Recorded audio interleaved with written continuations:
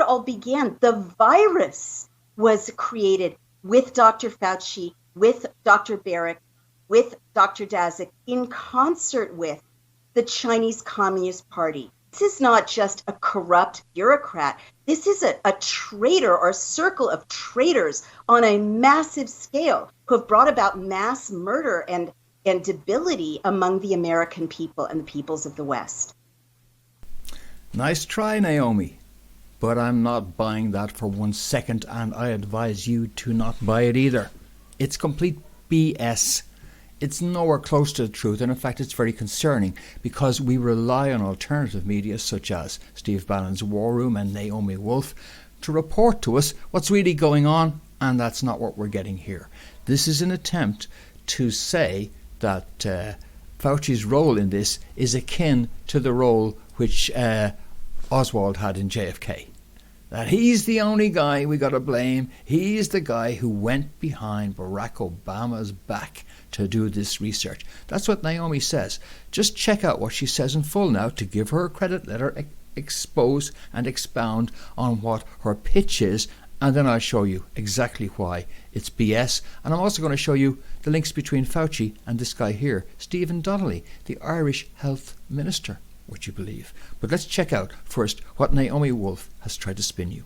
There's a state within a state, right, or a state above a state, in which Dr. Fauci and Peter Daszak and EcoHealth Alliance, I love when he says, like a grifter of virology, and China, right, China, are making deals, Ralph Barrick, ignoring the DOD, ignoring the NIH effectively, ignoring the chain of command, ignoring the White House, ignoring President Obama saying this is now unlawful, you can't do this. And long ago I said on Fox News to Tucker Carlson, Dr. Fauci doesn't work for us. So the spin is that Fauci went behind everybody's back, did the research. 2016, Barack Obama said, look, this stuff's too dangerous, illegal from now on, okay? And Fauci went behind everybody's back with Peter Daszak and EcoHealth Alliance into the Wuhan lab, and the tragic whatever and accident or whatever, who knows, and the resulting outcome. And just goes to show you, I mean, he was a traitor. That's the spin. What was Fauci doing up till 2016 with this research? He was working for the Pentagon, folks. He was working for the Pentagon on this research up until the time it was declared to be no longer legal. Well, let me put another less Obama acolyte approving version of this, that when Obama rendered that research illegal, it was in order to drive the research into Wuhan, to set the Chinese up as patsies for what was about to follow 5 or 6 years later. That's why Obama made it legal, not because they wanted to stop doing the research. They were doing it globally. They had moved the research offshore anyway. The move to make it illegal in the USA was in order to create the distancing momentum which would facilitate the insertion of Fauci and his money into Wuhan to set the Chinese up for when the COVID would strike. And would it be the China virus? Would it really be the Chinese? Or did the USA therefore have essential access to this research and be quite capable of fronting up with the Chinese to do the research, but carrying out the entire COVID experiment by themselves on their own accord at home? Now, what might sustain that interpretation of events? That it's not China after all, that Fauci was all along working for the Pentagon, and he was a willing patsy, and that his ass will be covered, because the people they wanted to ensnare in the honey trap were the research scientists in Wuhan who wanted the dollars to do the work. So that's the background which this suggests to me, and not the line that Naomi Wolf is spinning to you. So let's instead look, as I did 2 years ago in a video I released called How the Deep State Pulled Off the Wuhan Up, and I took a look at Ellen Shedlars, who was on the board of directors at this EcoHealth Alliance, which Naomi Wolf mentions and which everybody knows of, and Peter Daszak, who worked for EcoHealth Alliance But nobody talks about Ellen Shedlars, who was the chairperson of EcoHealth Alliance at the time all this was going down. And this stuff here now is from her bio on LinkedIn. So I ain't making nothing up here. And we just look there she is, Chair, Board of Directors, EcoHealth Alliance, July 2012 to present. From 2012 on, show all 7 experiences. We go right back in her career and we find out that she started off spending 20 years at McKinsey and Company. McKinsey and Company, who cares, says you. McKinsey and Company, if you don't know what that means, that's why you say who cares, because anybody who does know what it means knows that it means this. For example, from this headline from 2020, New York Governor Cuomo hires CIA front company McKinsey Consulting to create reopening plan for the state of New York. They were just openly calling them a CIA front, and indeed it's absolutely true the case, and from Politico, no less, that in fact it was McKinsey who was brought in, and I reported on this 2 years ago, folks, to restructure the CIA and improve its internal operations and communications, etc. Here's the video in which I reported that back in 2 years. Let's see, comments 2 years ago. You're by far the most brilliant analyst I know of. Thank you, Jerry. I can see that one. That's a good recommendation. Thank you. But let's just check out the links of Stephen Donnelly, as I said, to all of these matters. Stephen Donnelly, who was the Irish Health Minister when COVID hit, of course. And this is from his page on the Harvard Kennedy School. And we learn that Stephen Donnelly worked for several years in the private sector, first as a mechanical engineer and later as a management consultant with McKinsey and Company. Who knew? Well, I knew. Did you know? I don't know. Did Grant Torino know? Did Dave Cullen know? I'm all in favour of the old ranting and raving. Has to be done. But if you want to actually find out what's going on, you need to go to a professional. And that's why you're talking to me. So, that's interesting, isn't it? And as a new member of Fianna Fáil, this 2017 article informs us, Stephen Donnelly talks about the next step in his political career. I wonder how much the McKinsey and Company friends he had when he was in McKinsey had to do with all of his activities, and especially his move into Fianna Fáil, which perhaps enabled him to secure the position of Health Minister, which I'm sure was something that he would have treasured as a personal ambition, and something which also would have been extremely convenient if, I perish the thought, Stephen Donnelly was actually working for the CIA.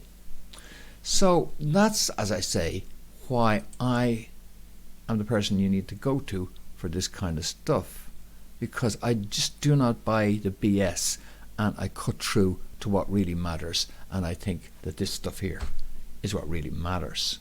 So, is Naomi Wolf not onto this? This is a stinking rotten CIA front, this EcoHealth Alliance, and therefore it links not Naomi, it links not to China, but it links to the CIA. That's who it links to.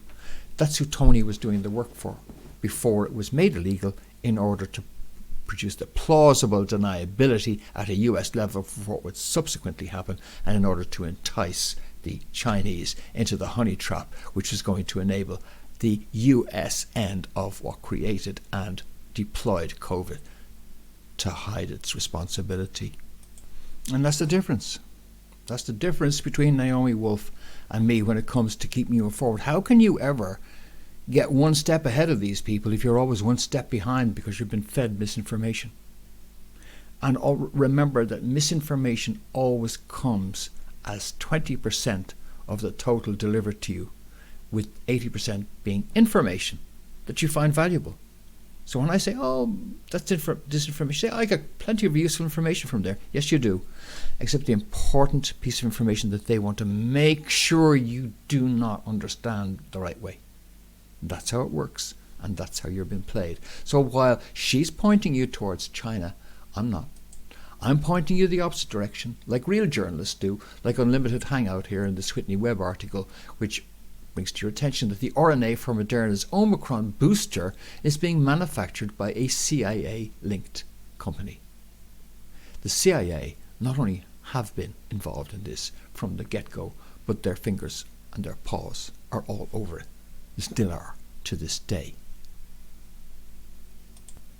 And I have to say that I was concerned when I saw Naomi Wolf coming from The Guardian, which is another notorious CIA rag from top to bottom, virtually authored by them every day, coming from The Guardian to join Steve Bannon, to join in that China chorus, as she did there, trying to assemble a case against China, not just on the virus, but implicating them in vaccine production. Yeah, they want to make money. Everyone wants to make money out of this.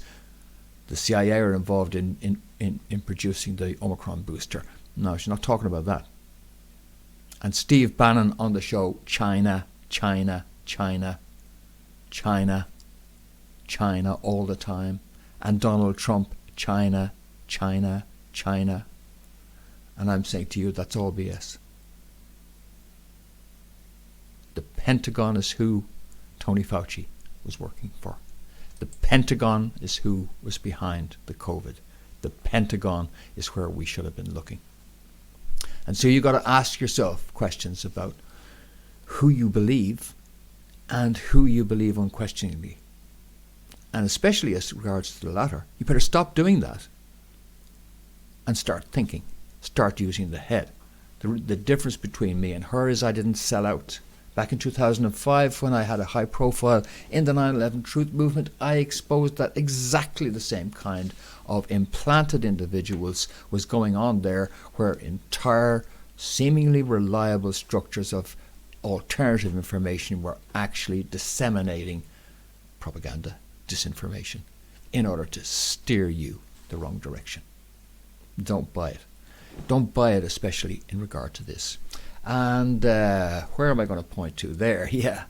If you'd like to chat about this, just see that there, fintondunn.com, /WhatsApp, and let's talk.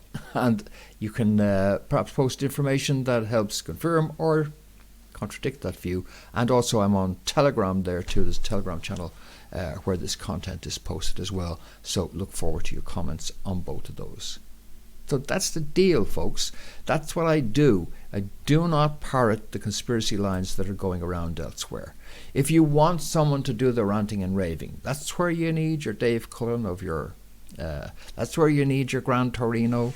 That's where you need your Steve Bannon. If you want rants and raves, there's a place for it, and I'm all in favour of it. I have the occasional rant and rave personally. But I'm not a fool. I'm not going to be taken for a fool. And you shouldn't be taken for a fool either. That's just an opening sort of salvo at the fakery that's going on the internet. I'm going to talk in the next video about Alex Jones. And not really, it's not going to be all about Alex Jones, because he's not that important in the overall structure of what I'd like to say. But when we take a look at what I told him when Alex Jones interviewed me on his show, then you're going to understand a lot more about what's going on, and you're going to be even less behind the curve and one step ahead of them. So join me for that tomorrow. I'll be back with that. Hope you can join me for that. And also I'll have some uncensored content coming up too on Rumble, because there's an awful lot of stuff happening that we need to get into. And I hope to get into that. I'll just cover very briefly one final topic before going, and that's the issue of what happened in Russia with the assassination of the daughter of Dugin, the supposed ally of Vladimir Putin. I'd like you to notice a pattern of panic and desperation. The Dugin assassination was an act of panic and desperation. It has proved to be nothing but counterproductive. The same applies to the invasion of Mar-a-Lago, which has now also backfired. So you're seeing signs of panic set in at this stage, folks. That's what's going on here, of desperation set in, as we are now but months from a huge change in the US political structure. So while this was a horrific act, in the long term, it does nothing but solidify the downfall of the New World Order. And I'll be back with more on that too in the videos ahead. Look forward to your company on those too. I hope you can join me for that. But in the meantime, for breakfornews.com, this has been Fintan Dunn reporting. See you soon. Thanks for joining me.